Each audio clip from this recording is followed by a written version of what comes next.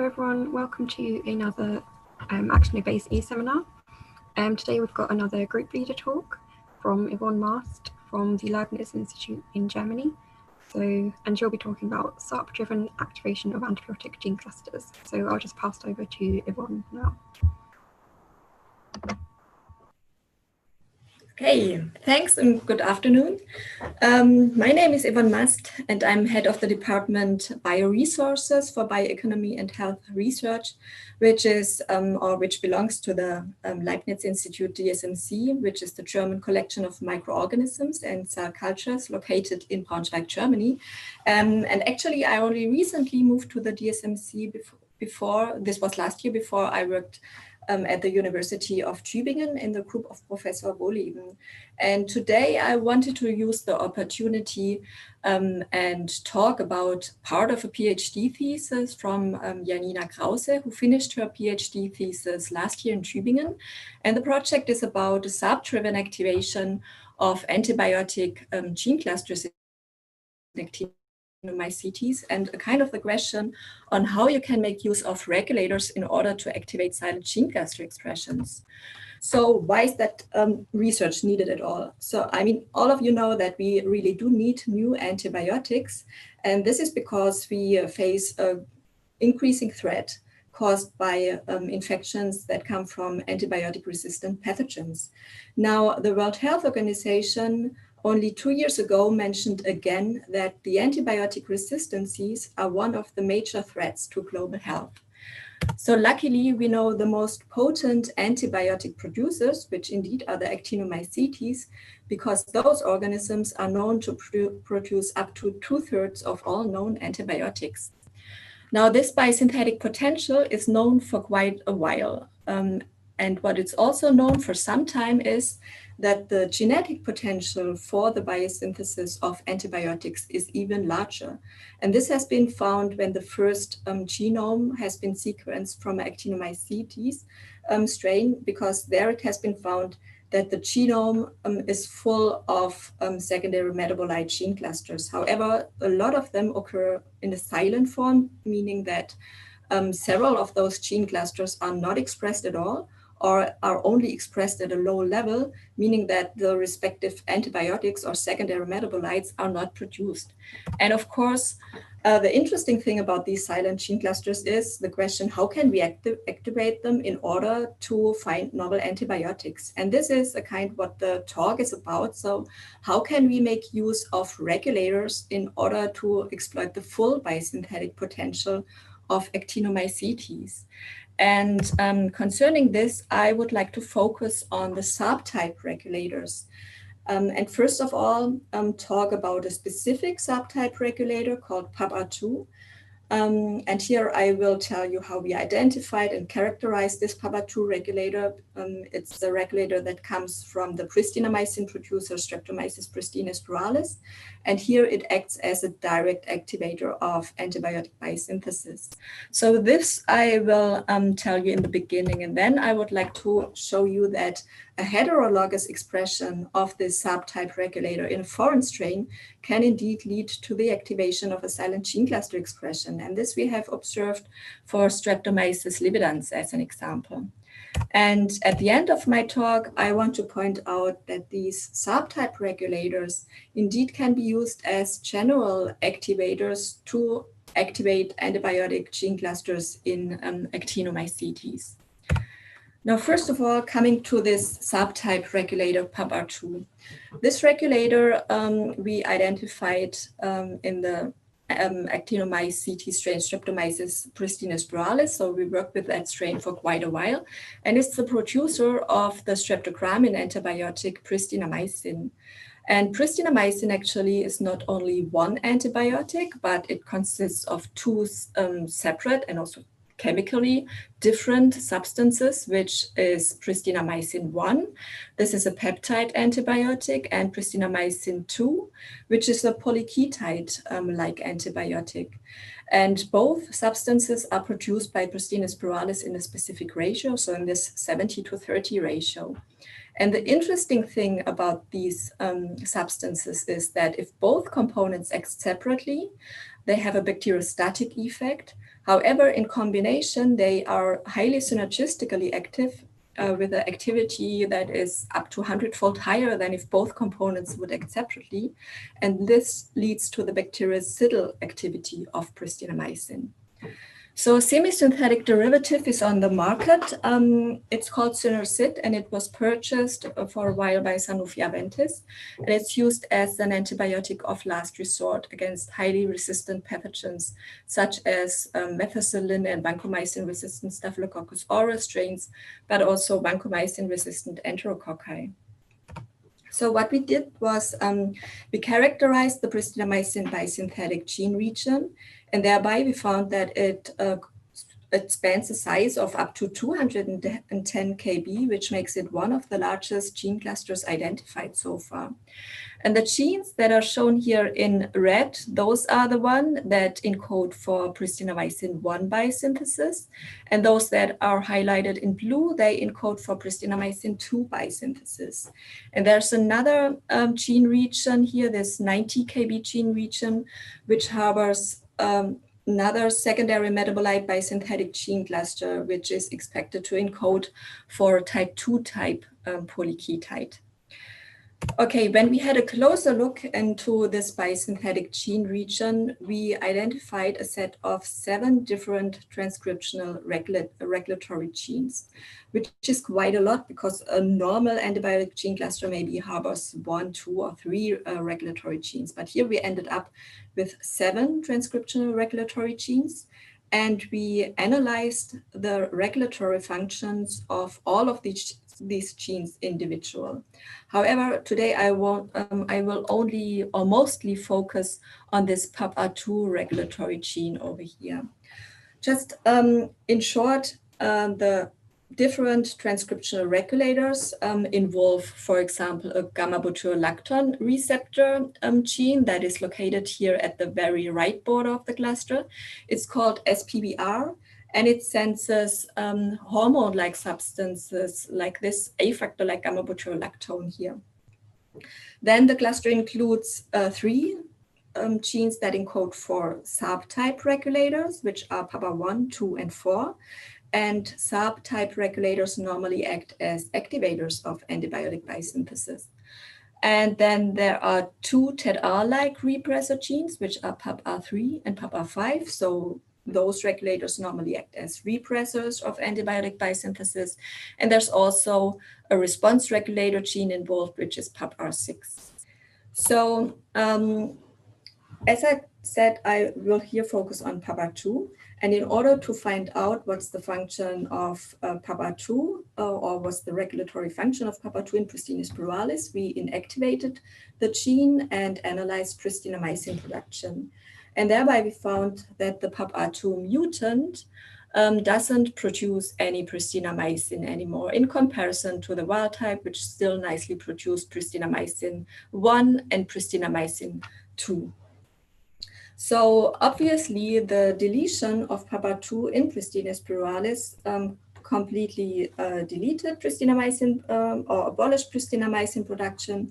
And therefore we concluded that PAPA2 is really an essential activator of pristinamycin biosynthesis.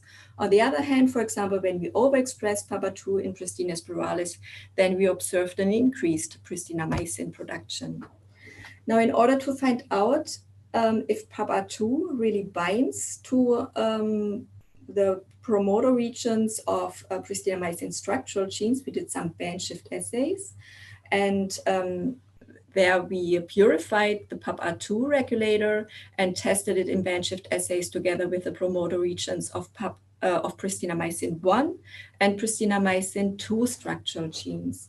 And via these shifts over here, we could show that PAPA2 really specifically binds to the promoter regions of several pristinamycin 1 and pristinamycin 2 structural genes. And we were also able to define a specific consensus sequence for such a binding. So furthermore, we analyzed the transcription of those structural genes in the PAPA2 mutant, and thereby we found that there's nearly no or only a very, very low transcription of the pristinamycin 1 and pristinamycin 2 structural genes in the PAPA2 mutant in comparison to the wild type, which still transcribed the respective pristinamycin 1 and 2 structural genes. And this fitted quite nicely with the result that the PAPA2 mutant doesn't produce any pristinamycin anymore. So to sum that up, knowing all that, we concluded that PAPA2 is a direct activator of pristinamycin biosynthesis. So here I won't go in detail too much. I only wanted to point out where PAPA2 is located within the pristinamycin regulatory signaling cascade. So this signaling cascade reflects all the regulators that are involved in controlling pristinamycin biosynthesis. And on the top of the regulatory signaling cascade, we have SPBR, which is the gamma-butyrolactone receptor. And this gamma-butyrolactone receptor acts as the pleiotropic regulator in Streptomyces pristines pluralis. And in the absence of gamma-butyrolactones, it represses the transcriptions of more or less nearly all the other PAPR regulators. However, when gamma-butyrolactones are present, they bind to their receptor, it is released from the different promoter regions, and then the signaling cascade switches on. And at the very bottom here of the signaling cascade, there's the SARP-type regulator PAPA2, which acts as the direct activator of the pristinamycin structural genes. And we say that understanding such signaling cascades can also help us to activate silent gene cluster expressions. And this we observed when we overexpressed PAPA2 in Streptomyces lividans. So actually this was an observation that we had by accident because we overexpressed PAPA2 in lividans since we needed to have the protein for our band shift analysis. However, whenever we overexpressed or cultivated the PAPA2 as lividans strain, then we always observed this red pigment formation over here in contrast to the strain with the empty vector.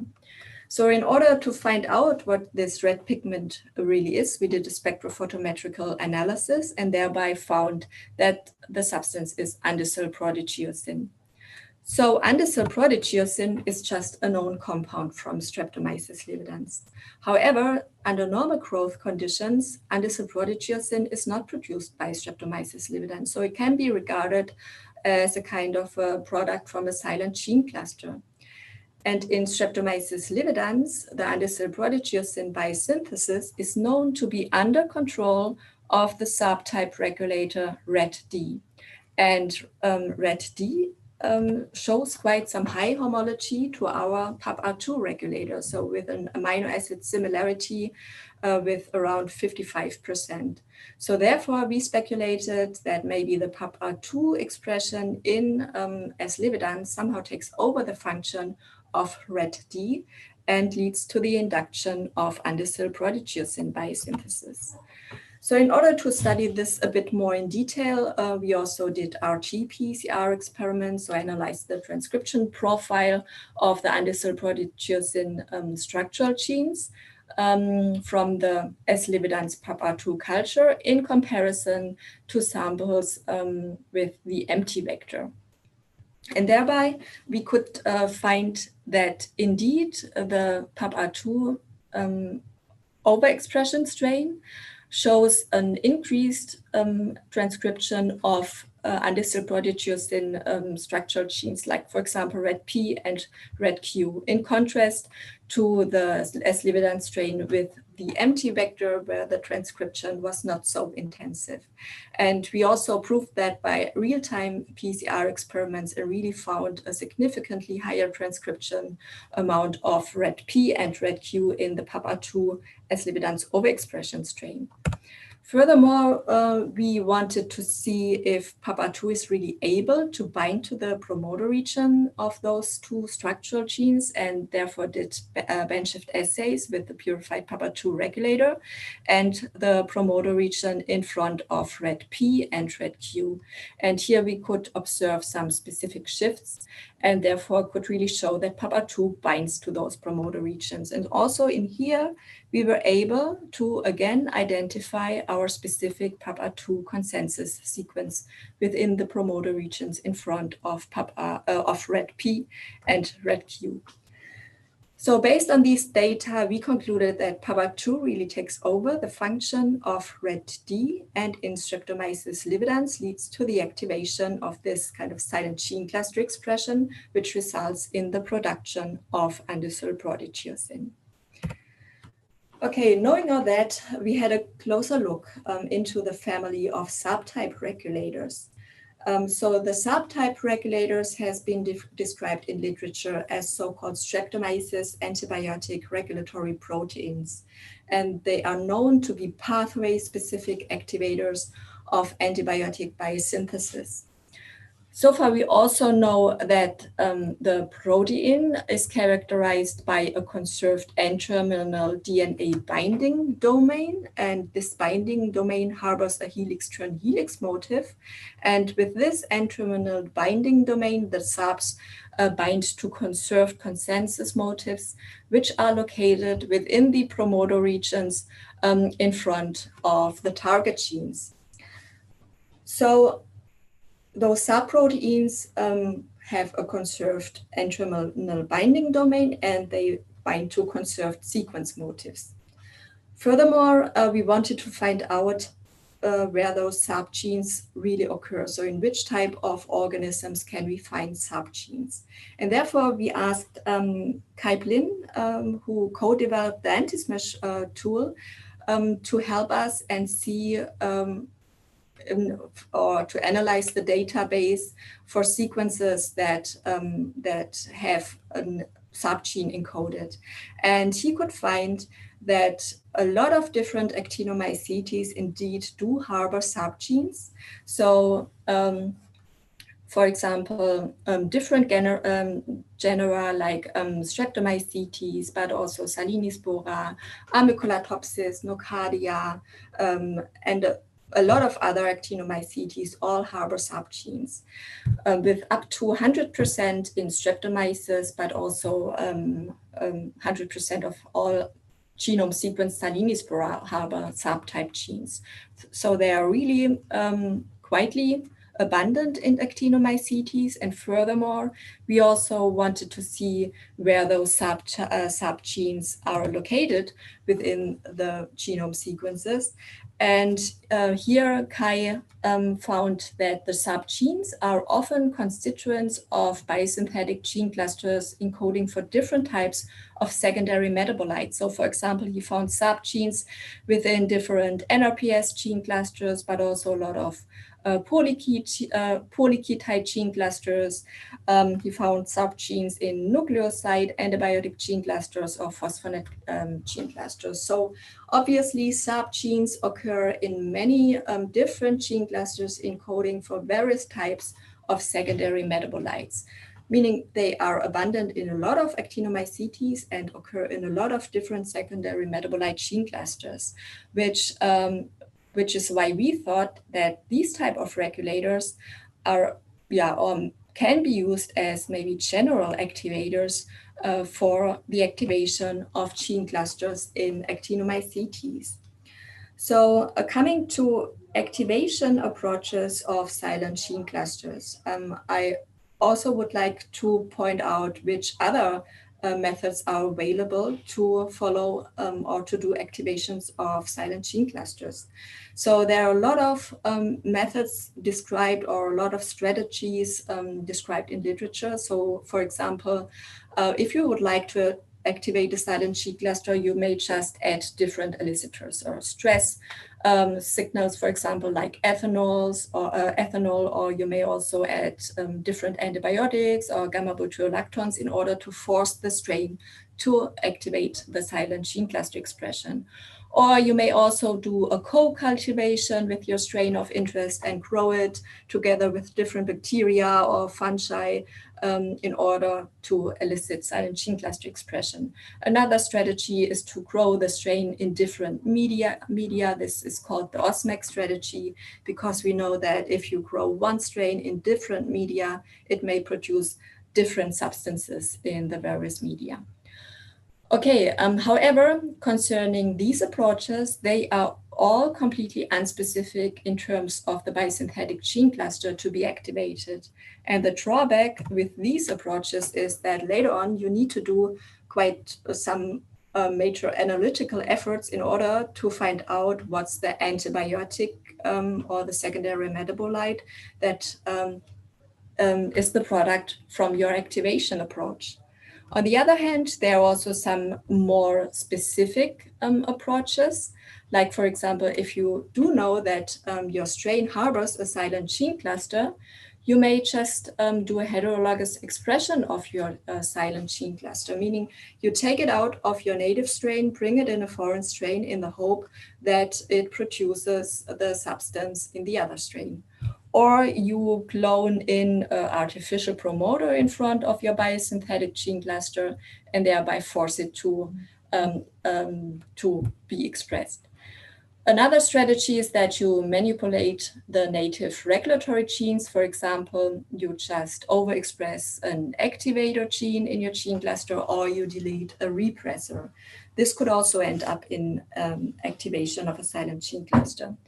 In terms of these approaches, they are all absolutely specific for the biosynthetic gene cluster to be activated. On the other hand, the drawback in here is that you need to do some quite tedious genetic engineering efforts in order to activate the silent gene cluster. So we thought there might be a solution or a strategy to combine both ideas and use a bit more general activator or activating strategy, but be a bit more specific on the biosynthetic gene cluster to be activated. And thereby we came up with the idea of a SARP-guided activation strategy for antibiotic gene clusters. And we embedded this idea in a running project where we aimed to find novel antibiotics from Indonesian Actinomycetes. So originally the idea in this project was to sample Actinomycetes from Indonesia, because Indonesia is one of the species richest countries in the world.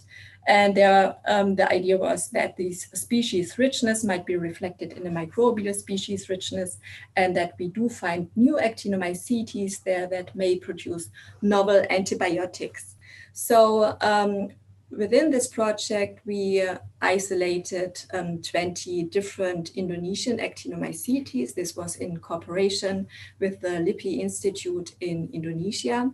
And in order to do prioritization, we did phylogenetic analysis to select for the most interesting Actinomycetes. We grew the strains in different culture media, so following this osmic strategy. And we also did bioassays in order to select for the most potent producer strains. And based on all these results, we did a prioritization of strains, and from the most interesting ones, we isolated the genomic DNA and did a PacBio sequencing. And one of the strains we selected there was SHP-227. And this strain we just used and wanted also to test out our SARP-guided activation strategy. So what we did was we cloned our PAPA2 regulatory gene in an appropriate expression construct and brought this expression construct into SHP-227, grew the strain, and did bioassays and HPLC analysis later on.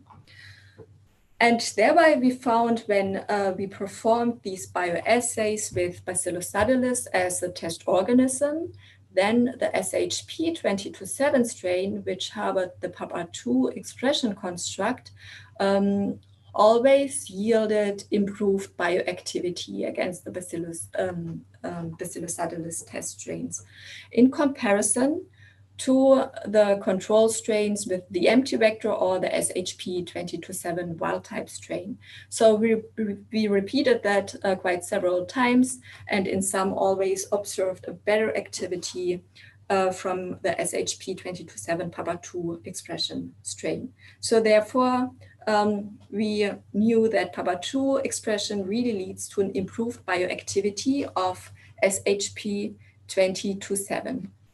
So what you would do now is normally, of course, or the question, of course, is what's the substance that leads to this improved bioactivity over here? And what you would do now is, of course, you would start to purify the substance and do chemical analysis. But of course, this is or involves some tedious experimental efforts. And before doing that, we thought since we had the genome sequence available, we first of all analyze the genome sequence with AntiSmash. So AntiSmash is a bioinformatical tool that allows us to identify potential secondary metabolite gene clusters in a genome. And by analyzing the SHP-2027 genome with AntiSmash, we identified up to 25 putative secondary metabolite gene clusters, which are shown here as the colored circles. And of course, now the question was, which is the gene cluster that encodes for the substance that leads to the higher bioactivity in our SHP-2027 strain? And in order to find out that, we applied another bioinformatical analysis.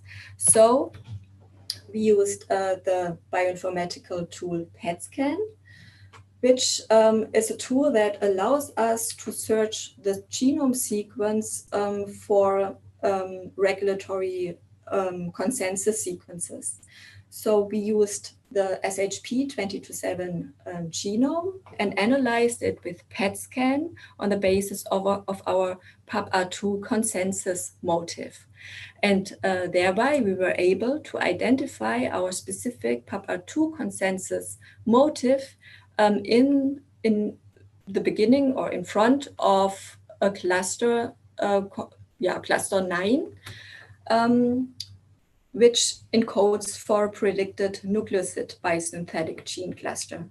So we had a closer look into cluster 9 and analyzed it a bit more in detail, and thereby we found that cluster number 9 shows quite high similarity to biosynthetic gene cluster from Streptomyces vineaceotrapus that encodes for the nucleoside antibiotics amicetin and plicacetin.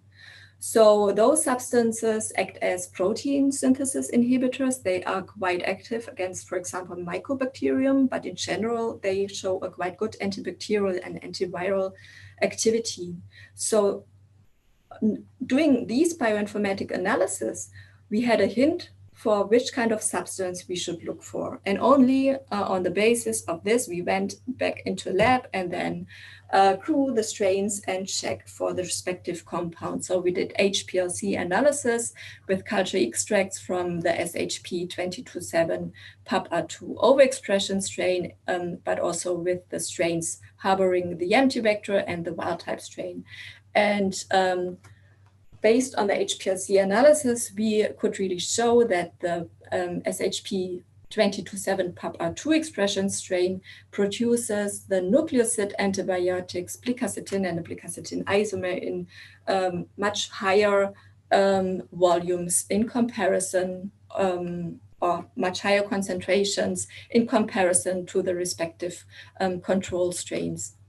And we were also able to show that the transcription of a specific plicacetin structural gene was more abundant in the SHP-2027 PAPA2 expression strain in comparison to the respective control strain.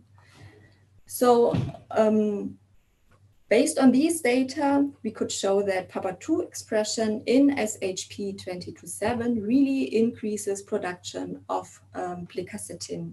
So meaning that our PAPA2 expression also, or activation also worked out in a strain which we haven't analyzed so well then, or which was not so well known as, for example, Streptomyces lividans. So, based on all that knowledge that subtype regulators are really conserved and they always act as activators of antibiotic biosynthesis, and that we are able to find the respective binding motifs in genome sequences, we came up with an idea on how we may use those type of regulators as general activators of antibiotic biosynthesis.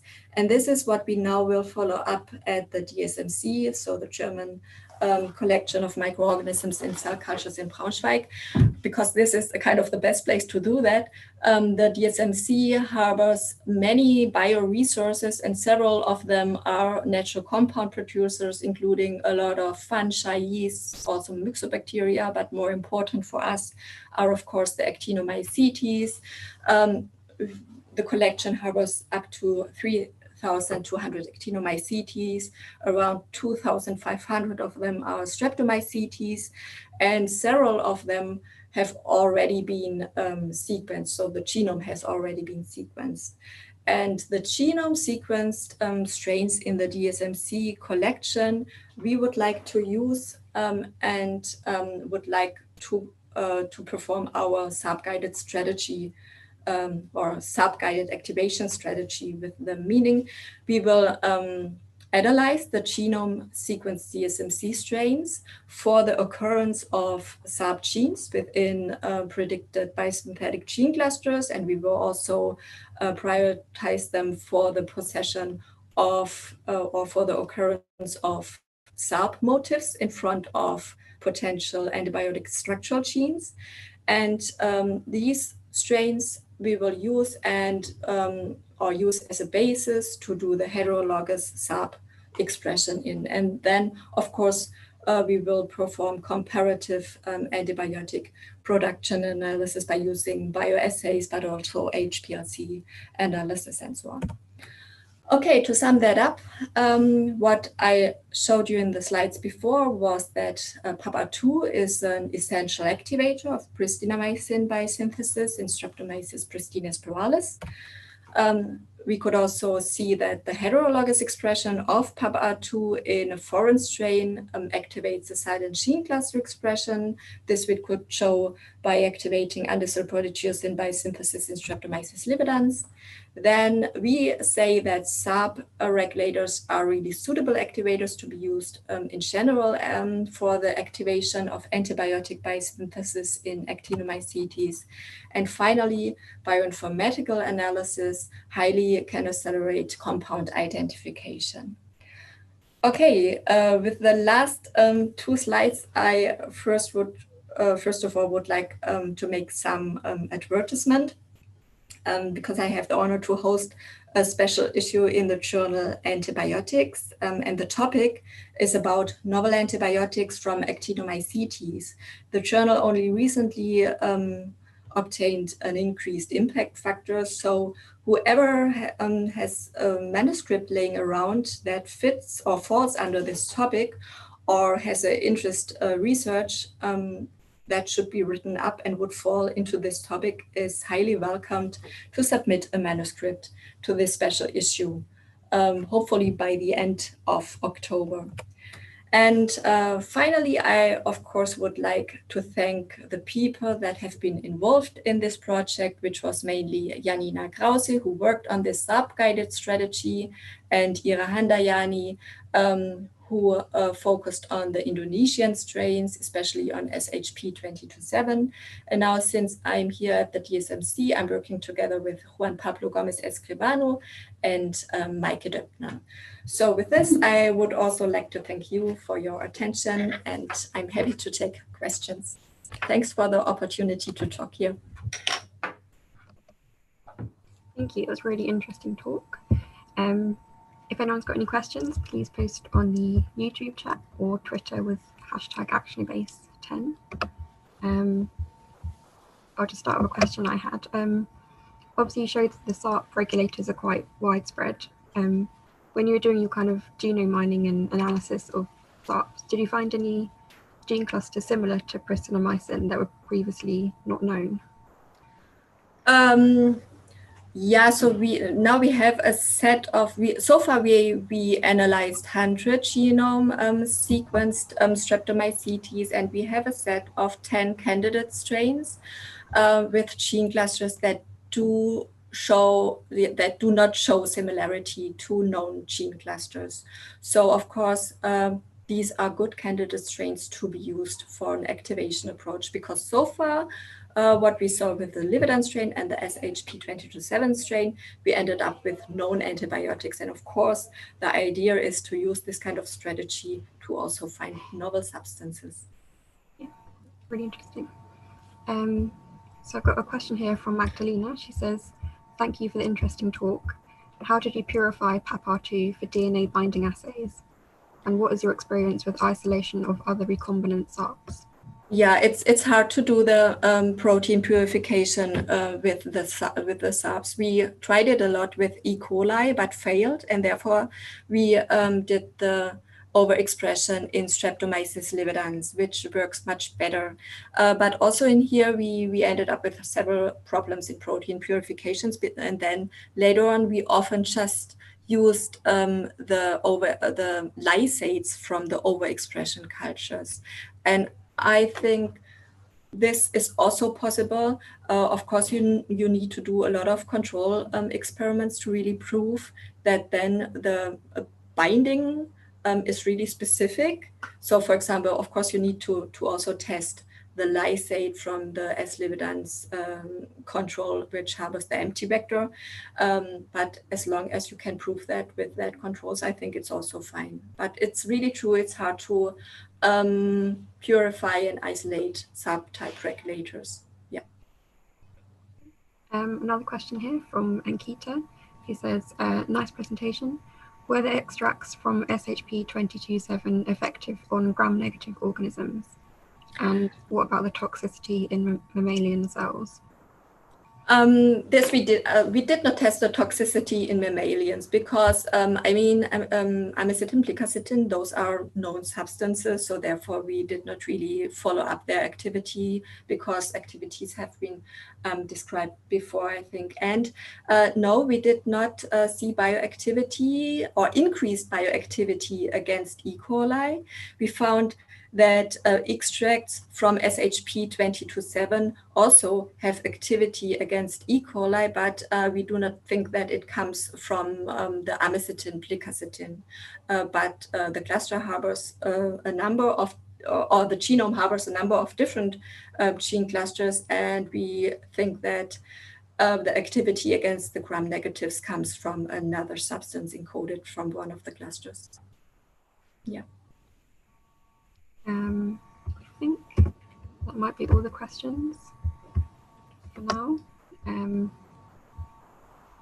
So thank you very much for a really interesting talk. Thank you everyone for tuning in. We'll be back again in 2 weeks' time. For the next seminar, we'll have 2 more talks from early career researchers.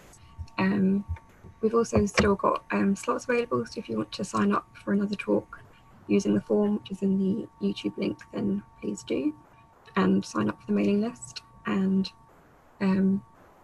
so I've got one more question from YouTube. Is it okay if I ask that? Yeah, sure. So from Bernard, he says, really nice talk. When you express heterologously the SARP, do you see any toxicity to the host or a lower OD?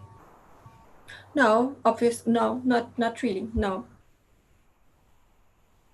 So in the Streptomyces lividans strain, no, we did not really observe the toxicity, but yeah, the question is good because might be that andesol proteaceous in such high concentration could be toxic for the strain, but in our hands it grew nicely, and we did not really measure the cell densities in here. But yeah, it's a good question. Yeah, we could do that.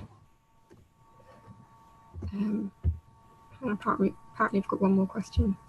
There's a bit of delay, so apologies. Yeah, sure. Okay, apparently we don't. Okay, so thank you again for the talk and all the questions, and we'll see everyone again in 2 weeks' time for the next seminar. Thank you. Thanks.